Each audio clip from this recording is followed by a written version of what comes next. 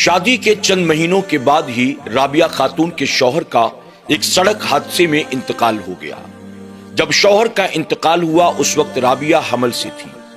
شوہر کے انتقال کے بعد رابعہ کے گھر ایک بیٹے کی ولادت ہوئی۔ رابعہ اکیلی تھی، گھر میں ان کے سوا دوسرا کوئی نہیں تھا۔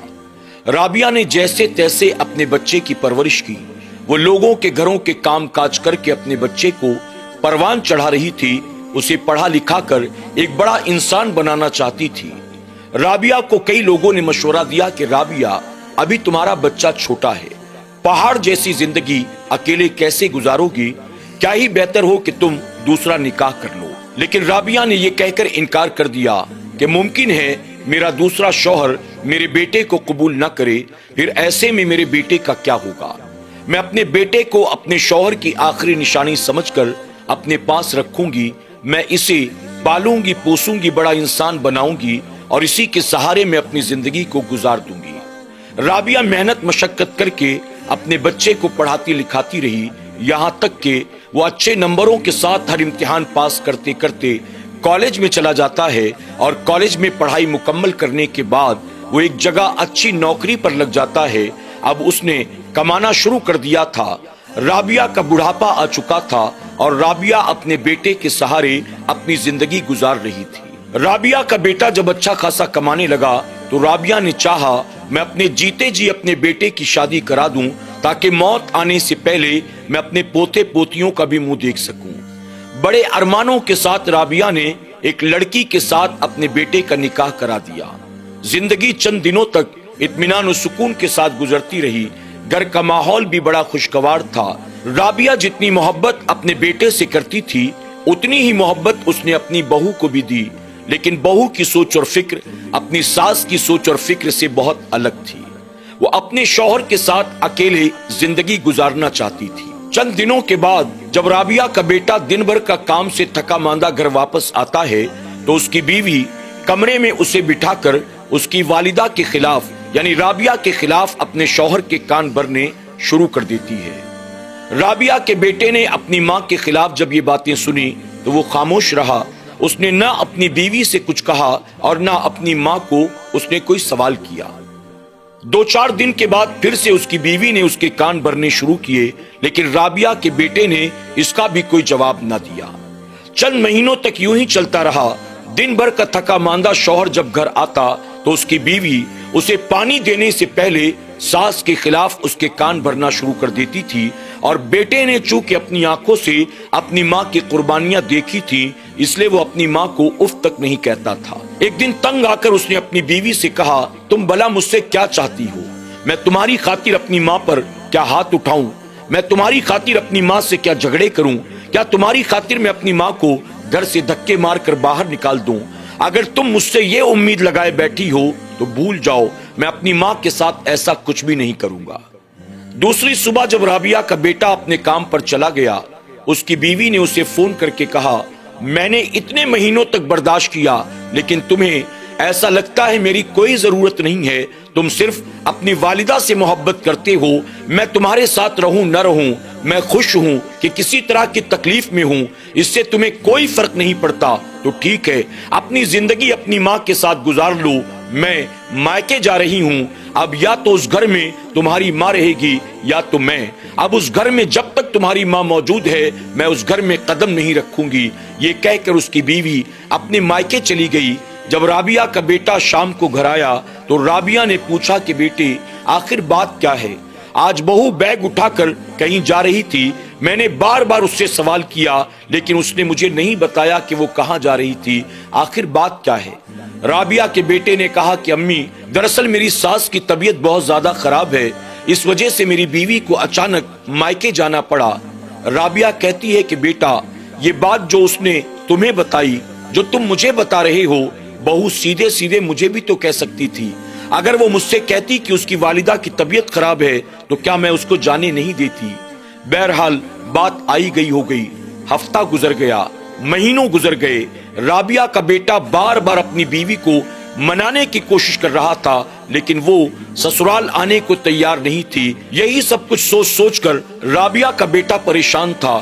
نہ اس کا کام میں دل لگتا تھا، نہ کھانے پینے میں دل لگتا تھا، نہ گھر میں دل لگتا تھا۔ اسے پریشان دیکھ کر اس کے دوستوں نے اسے مشورہ دیا کہ تم خامخواہ میں پریشان ہو، کیا تمہیں معلوم نہیں ہے آج بڑے بڑے شہروں میں اولڈ ایج ہوم بنے ہوئے ہیں، وردھا آشرم بنے ہوئے ہیں جہاں پر تمام بزرگ حضرات رہتے ہیں۔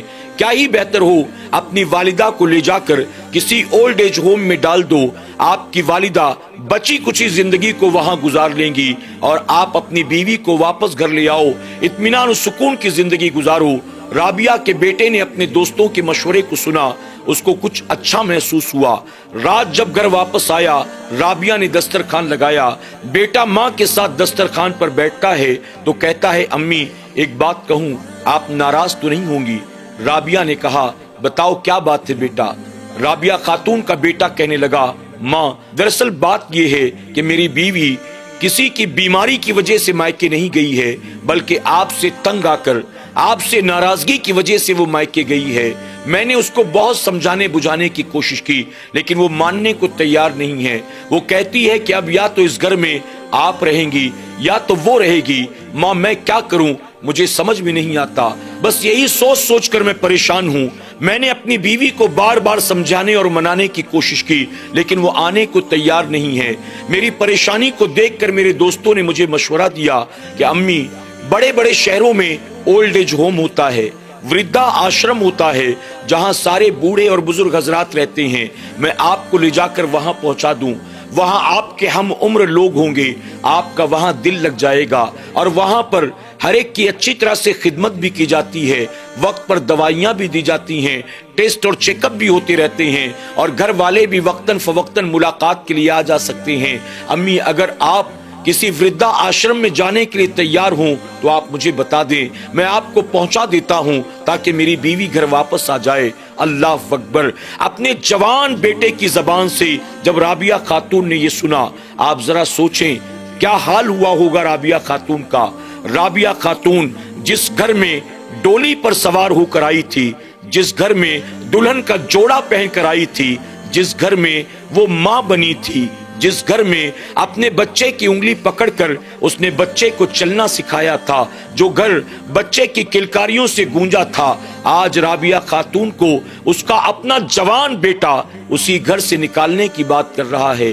لیکن ناظرین، ماں تو ماں ہوتی ہے نا، ماں اپنے اوپر آنے والی ہر تکلیف کو برداشت کر سکتی ہے لیکن اولاد کی تکلیف کو وہ دیکھنا بھی گوارا نہیں کرتی۔ رابعہ خاتون نے اپنی آنکھوں سے بہنے والے آنسوؤں کو روک لیا اور اپنے بیٹے سے مسکرا کر کہتی ہے بیٹا تو نے مجھے پہلے کیوں نہیں بتایا؟ بیٹا تیری خوشی کے لیے میں ہر طرح کی قربانی دینے کو تیار ہوں، تو ابھی کھانا کھا لے، مجھے لے چل، ابھی کسی اولڈ ایج ہوم میں ڈال دے، میں خوشی خوشی جانے کو تیار ہوں۔ میرے بیٹے مجھے تجھ سے کوئی شکایت نہیں ہے۔ رابعہ خاتون کے بیٹے نے جب اپنی ماں کا یہ جواب سنا وہ مطمئن ہو گیا کہ مجھے ماں کے ساتھ زبردستی نہیں کرنا بلکہ ماں خود خوشی خوشی جانے کو تیار ہے۔ اس نے کہا ماں کل صبح کام پر جاتے وقت میں تجھے اولڈ ایج ہوم میں پہنچا دوں گا۔ دوسری صبح رابعہ خاتون کے بیٹے نے اپنی ماں کو ساتھ لیا، اولڈ ایج ہوم میں پہنچا دیا۔ فوراً دفتر پہنچ کر بیوی کو کال کیا۔ بیوی نے خوشی خوشی کہا جیسے خود سے گئی تھی ویسے خود سے واپس آ جاؤں گی، تمہیں میری فکر کرنے کی ضرورت نہیں ہے۔ شام ہوتے ہوتے بیوی گھر واپس آ گئی۔ شام کو رابعہ خاتون کا بیٹا گھر آتا ہے۔ گھر میں بیوی تو موجود تھی لیکن اسے پیدا کرنے والی، پالنے پوسنے والی ماں رابعہ خاتون گھر میں موجود نہیں تھی، لیکن بیوی کی محبت میں اب ماں کی محبت کم ہو چکی تھی۔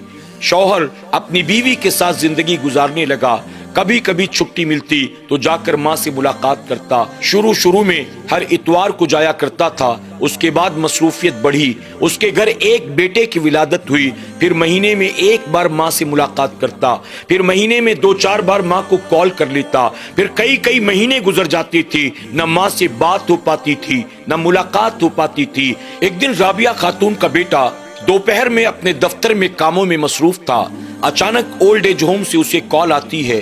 وہ لوگ کہتے ہیں ہم نے تمہیں کئی بار فون کر کے بلایا کہ تمہاری والدہ کی طبیعت خراب ہے، آؤ ملاقات کر لو، اپنی ماں کو دیکھ لو، لیکن تم نہیں آئے۔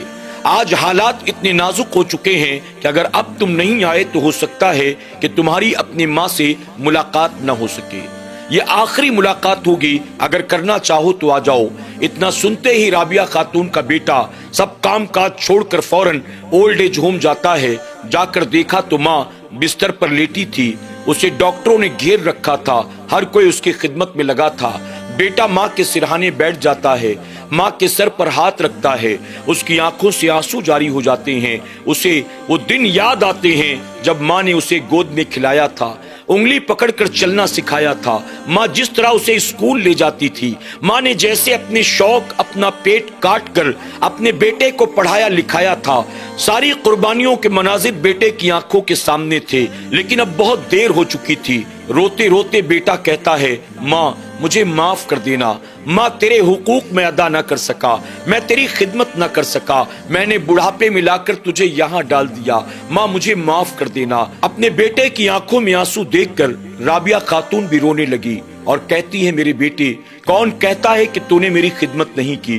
کون کہتا ہے کہ تو نے میرا حق ادا نہیں کیا؟ جو کچھ تجھ سے بن پڑا تو نے میرے لیے کیا ہے. میرے بیٹے، کیا تو میری ایک اور خواہش کو پورا کر دے گا؟ رابعہ خاتون کے بیٹے نے کہا، امی آپ جو کہیں میں کرنے کو تیار ہوں. رابعہ خاتون کہتی ہیں، بیٹے یہاں لوگ زیادہ ہیں اور یہاں پنکھے کم ہیں. گرمی کے موسم میں پنکھوں کی کمی کی وجہ سے گرمی کی شدت بڑھ جاتی ہے. اگر میرے بیٹے تو چند پنکھے یہاں اپنی طرف سے لگوا دے تو بہت اچھا ہوگا. یہ سن کر رابعہ خاتون کے بیٹے نے کہا، امی اگر آپ کی خواہش ہے، آپ کا حکم ہے، میں پنکھے لگوا دیتا ہوں. لیکن ان پنکھوں سے امی اب آپ کو کیا فائدہ ہوگا؟ آپ تو اب ہم سے رخصت ہونے والی ہیں، آپ دنیا سے تشریف لے جا رہی ہیں، پھر پنکھے لگا کر فائدہ کیا ہونا ہے؟ ماں نے کہا، بیٹا تجھ سے کس نے کہا یہ پنکھے میں اپنے لیے لگواتی ہوں؟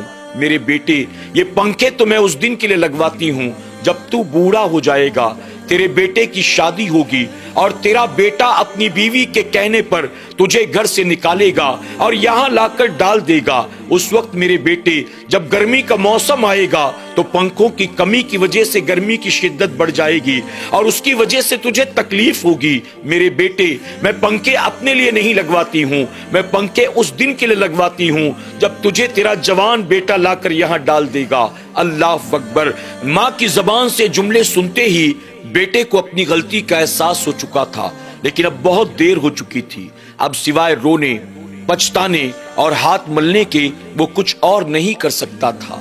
ناظرین اکرام، آپ ذرا غور کریں، آج کی اس کہانی سے سبق حاصل کریں. ماں باپ اپنی اولاد کی خاطر کتنی قربانیاں دیتے ہیں اور اولاد اپنے ماں باپ کے ساتھ کیسا سلوک کرتے ہیں.